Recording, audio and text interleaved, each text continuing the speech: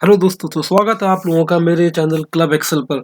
Club Excel के आज के इस नई वीडियो में हम लोग सीखने वाले हैं एक बहुत ही अच्छा और एडवांस फीचर एक्सेल का, जिसका नाम है check box. Check box actually क्या करता है, ये डेवलपर टूल के अंडर फॉर्म कंट्रोल्स के ऑप्शंस में हमारे पास अवेलेबल है। Multiple types of form controls हैं, जैसे कि चेक बॉक्स हो गया, स्पिन बटन है, स्क्रॉल बार है, ऑप्शन बटन है। ये सारे फॉर्म कंट्रोल डेवलपर टूल में हमारे पास ऑप्शंस अवेलेबल हैं।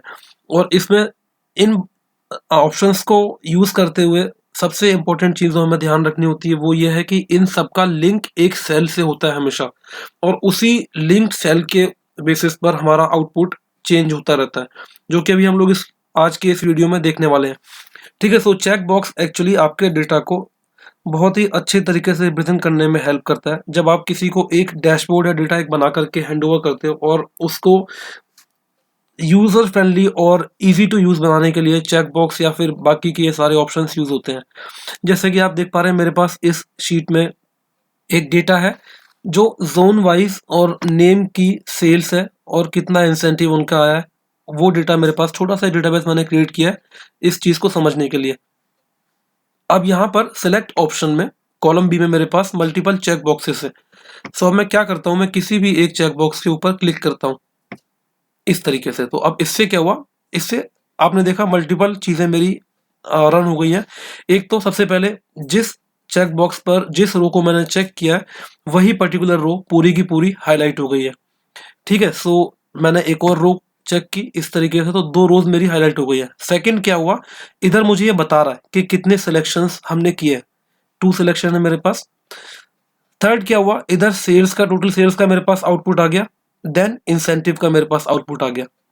इसको इसने टोटल कर दिया।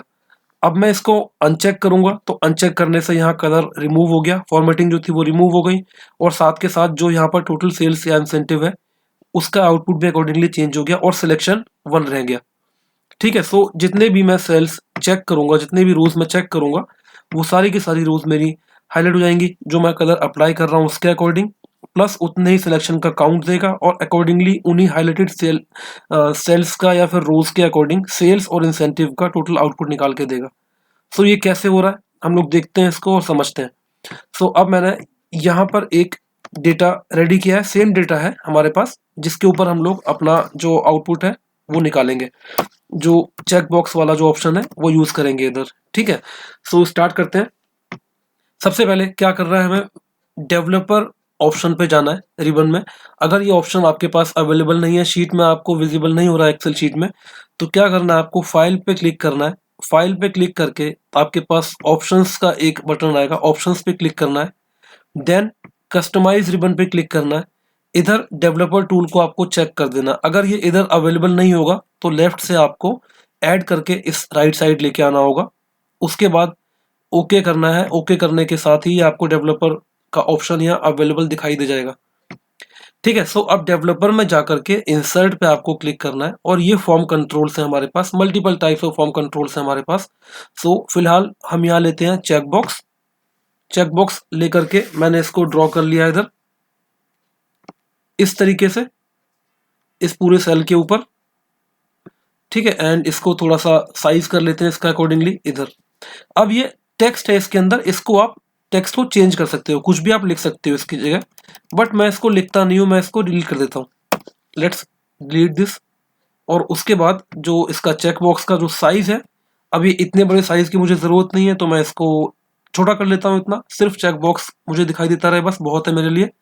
साथ के साथ अब मैं क्या करता हूँ, अब यहाँ पर जैसा हमने स्टार्टिंग में बात की थी कि चेक बॉक्स का या किसी भी फॉर्म कंट्रोल का किसी ना किसी सेल से हमें लिंक करना होता है, तभी उसी लिंक्ड सेल के बेसिस पर हमारा आउटपुट चेंज होता है, आउटपुट आता है। ठीक है, देखते हैं कैसे।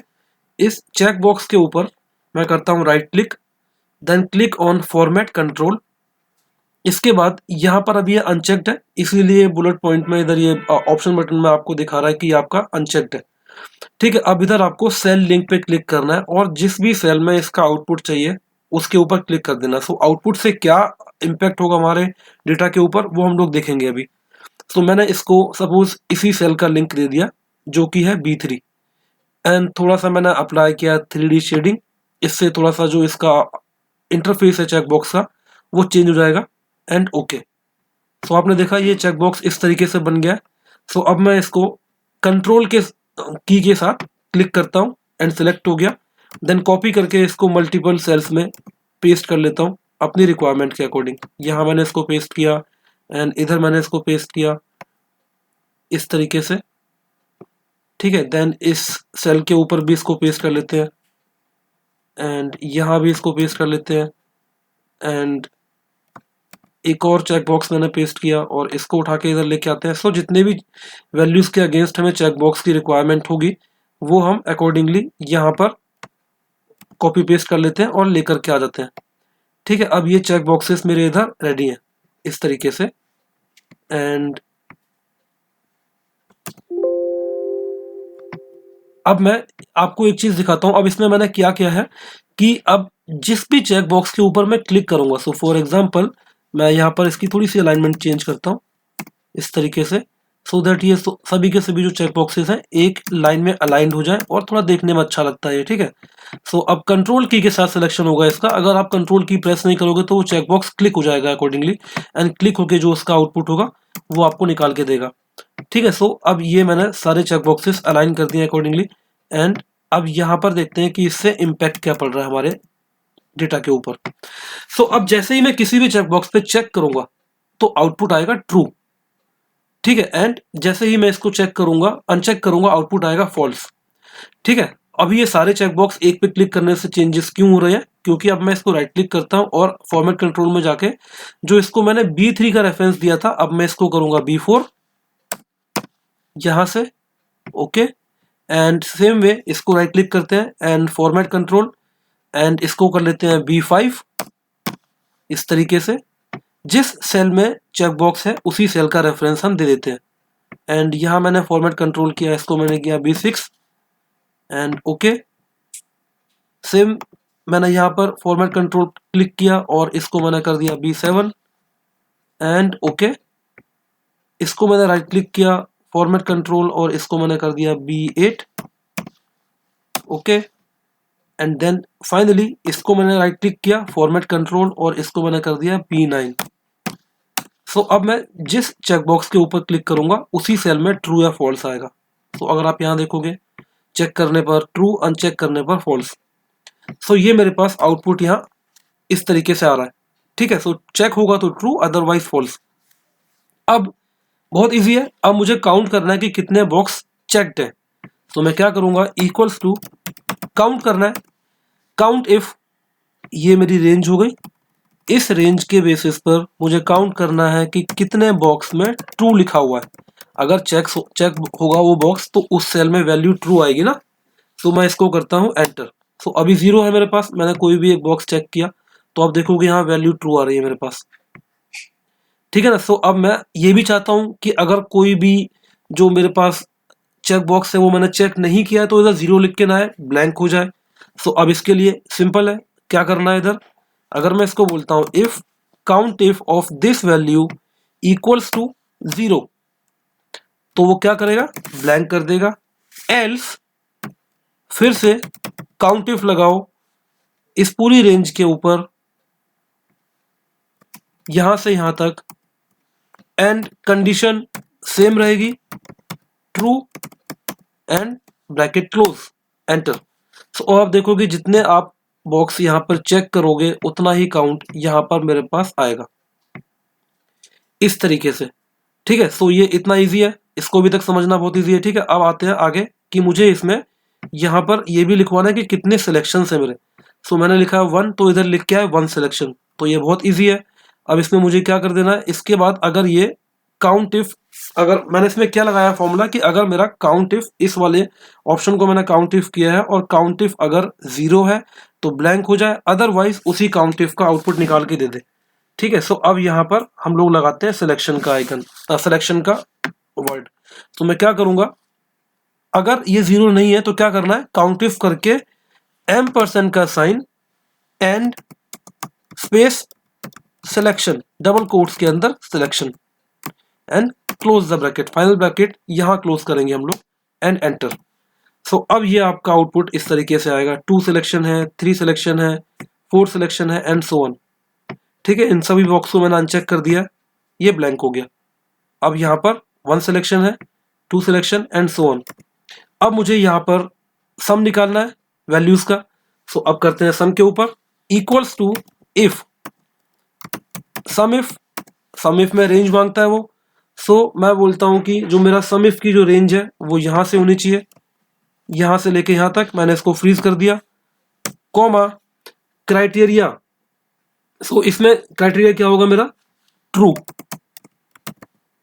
सिर्फ ट्रू का सम करना है ना मुझे। सो सम रेंज होगा ये सेल्स। एंड अब यहां भी मैं ये बोलता हूं कि अगर मेरा सिलेक्शन 0 है, तो मैं करके दिखाता हूं आपको। सो मैं अगर यहाँ पर मैंने ये इफ क्यों लगवाया, इफ का मतलब क्या है कि अगर ये सम इफ करने के बाद जो मेरा आउटपुट है वो अगर 0 आ गया है, फॉर एग्जाम्पल मैंने कोई भी चेक बॉक्स सेलेक्ट नहीं किया है, सभी फॉल्स फॉल्स है, तो वो 0 आएगा आउटपुट सम इफ में।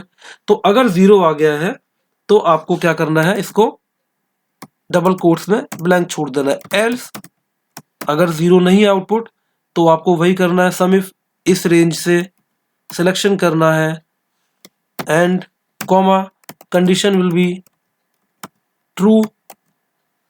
ठीक है, एंड कंडीशन ट्रू होने के बाद अब इसमें क्या करना है, नेक्स्ट जो मेरी सम रेंज होगी वो ये वाली range, and close the bracket, enter. So अब मैं फॉर एग्जांपल इसको मैं अनचेक करता हूँ, इसको अनचेक करता हूँ, ये ब्लैंक रहेगा। कोई भी मैंने सेल्स चेक किए, सबका सम इधर निकल करके आ गया। ठीक है, यहां तक इजी है। अब जिस तरीके से मैंने इसको किया है, मैं सिंपली यहाँ कंट्रोल आर कर दूंगा, मुझे यहाँ पर फॉर्मूले रखने की जरूरत नहीं है। कंट्रोल आर से क्या हुआ, ये तो मैंने फ्रीज किया हुआ था, ये वाली रेंज का सम इफ आ गया। अगर ये ट्रू है कहीं भी तो उसी रेंज का सम निकालना है मुझे। सम इफ, सिंपल सम इफ हम सभी ने पहले किया हुआ सम इफ फंक्शन। ठीक है, सो यहां तक मेरे फंक्शंस सारे अप्लाई हो गए। अब आते हैं अपनी फॉर्मेटिंग के ऊपर। सो अब ये फॉल्स फॉल्स फॉल्स लिख के आ रहा है। सबसे पहले मैं क्या करता हूँ, इस पूरे एरिया में कलर अप्लाई कर देता हूँ, सो थोड़ा सा लुक अच्छा आएगा। सो मैं ले लेता हूँ ये वाला कलर, एंड अब इसके बाद ये फॉल्स फॉल्स फॉल्स लिख के आ रहा है। सो अब इस फॉल्स को यहां पर मैं क्या करता हूं कि अब ये फॉल्स और ट्रू मुझे लिखा हुआ नहीं चाहिए। सो अब ये जो फॉल्स और ट्रू वाले जो ऑप्शंस हैं, अगर मैं इनका कलर, सो फॉर एग्जांपल अगर मैं इसको जो फॉन्ट कलर है वो मैं इसी से मिलता जुलता कर दूं इस तरीके से, ठीक है, सो ये पूरा पूरा गायब हो गया। बट इस सिचुएशन में अगर मैं इसका थीम कलर चेंज करता हूं, लाइक येलो या रेड या कोई भी, तो आप देखोगे तो ये जो मेरे पास फॉल्स और ट्रू का जो ऑप्शन है वो वहीं का वहीं पड़ा हुआ है, वो भी गायब नहीं हुआ है। तो मैं चाहता हूं कि ये फॉल्स और जो ट्रू का जो ऑप्शन, जो ये जो फॉल्स और ट्रू लिखा आ रहा है, जो टेक्स्ट है मेरे पास, ये टेक्स्ट मुझे शो ना हो और ये यहाँ पर हाइड हो जाए। तो इसके लिए एक बहुत ही अच्छा ऑप्शन है हमारे पास। इसको आपको सिलेक्ट करना है, कंट्रोल 1, इसके बाद आपको यहाँ से आपको सेल को सिलेक्ट करना है इस तरीके से, and right click and click करना है आपको फॉर्मेट सेल्स के ऊपर, और उसके बाद फॉर्मेट सेल में जाके, ये कंट्रोल 1 से भी आती है डायलॉग बॉक्स आपके सामने, ये आपको कस्टम पे क्लिक करना है नंबर में जाके, और जहां जनरल लिखा है वहां आपको 3 सेमीकोलन इस तरीके से डाल देने, एंड ओके। सो 3 सेमीकोलन डालने से क्या होता है, आपका टेक्स्ट वही एग्जिस्ट करता है बट वो हाइड हो जाता है। सो अब आपके पास सिर्फ चेक बॉक्स रह गए हैं इस तरीके से, और आपका जो ट्रू और फॉल्स था वो हाइड हो गया है। अब मेरा नेक्स्ट स्टेप क्या है कि मैं ये चाहता हूं कि ये जो सेल है, सो मैंने अगर इसको चेक किया है और इसको चेक किया है, तो ये दोनों सेल्स का कलर यहाँ पर चेंज हो जाए, हाईलाइट हो जाए। जैसे कि यहाँ हो रहा था, ये मैंने इसको नॉर्थ पे क्लिक किया तो ये हाईलाइट हो गया, एंड इसको क्लिक किया तो ये हाईलाइट हो गया, इसको मैंने अनचेक किया तो यहाँ से इसका जो कलर है वो रिमूव हो गया। सो इसके लिए आपको क्या करना है, सिंपली इस डेटा को जहां आपको फॉर्मेटिंग अप्लाई करनी है, इसको सिलेक्ट किया, सिलेक्ट करने के बाद click on conditional formatting, new rule, इसमें सबसे last option, use a formula to determine which cells to format, एक फॉर्मूला यूज करना है, इक्वल्स टू, सिंपली क्लिक करना है आपको इस सेल के ऊपर, एंड इसमें से आपको रो नंबर को अनफ्रीज कर देना है, कॉलम फ्रीज रहेगा, कॉलम बी रहेगा, बट रो नंबर B3 4 5 6 7 8 ऐसे आगे बढ़ता रहेगा। उसके बाद मैं इसको बोलता हूँ फॉर्मेट कर दो and take this colour, and okay, and okay, ये आपका कलर हो गया। सो इससे इस फॉर्मेटिंग से अप्लाई करने से क्या हुआ, मैंने इसको इक्वल्स टू और इस सेल का रेफरेंस दिया, दैट मीन्स ये ट्रू, इसके अकॉर्डिंग अगर ट्रू है ये इस सेल की वैल्यू तो ये इसको कलर कर देगा। ठीक है, सो अब ये इस तरीके से काम कर रहा है। सो आप देख रहे हो ये आपका आउटपुट निकाल के दे रहा है, आपको टोटल भी निकाल के दे रहा है, कलर भी कर रहा है, सारी चीजें इसमें हो रही है। अब यहाँ पर एक छोटा सा एक और कैच है जो कि आप लोगों को खुद ट्राई करना है, मैं इसमें आपको हेल्प नहीं करूंगा, बट इतनी हेल्प, इतना वीडियो में हम लोग समझ चुके हैं कि वो आउटपुट कैसे आएगा वो भी आप इजिली कर लोगे। सो यहाँ पर अगर वन सिलेक्शन है, ठीक है, तो वन सिलेक्शन लिख के आए, जैसे ही वन से ज्यादा सिलेक्शन किए तो two selections, three selections, multiple के लिए एस लग करके आ जाए एन के बाद, और सिंगल के लिए वन लग के रहे। ठीक है, सो ये क्वेरी, ये क्वेश्चन आप लोगों के लिए, कमेंट में प्लीज इसका आंसर लिखना। ठीक है, सो आई होप कि ये वीडियो से चेक बॉक्स को कैसे यूज करना है डेटा के ऊपर आप लोगों को क्लियर हो गया होगा। सो और भी वीडियोस फॉर्म कंट्रोल को लेके मैंने अपलोड किए हैं, सो सारे वीडियोस आप प्लीज देखो, बहुत कुछ सीखने को मिलेगा। सो अगर आपको ये वीडियो अच्छा लगा, कुछ आपने सीखा, तो प्लीज, मोटिवेशन की बहुत जरूरत है, आप इस वीडियो को लाइक करो, शेयर करो, चैनल को सब्सक्राइब करो और जितने लोगों से हो सके कनेक्ट करो, सो दैट हमारी लर्निंग ऐसे ही कंटिन्यू होते रहे। So guys, thank you very much, thank you for watching, bye and take care.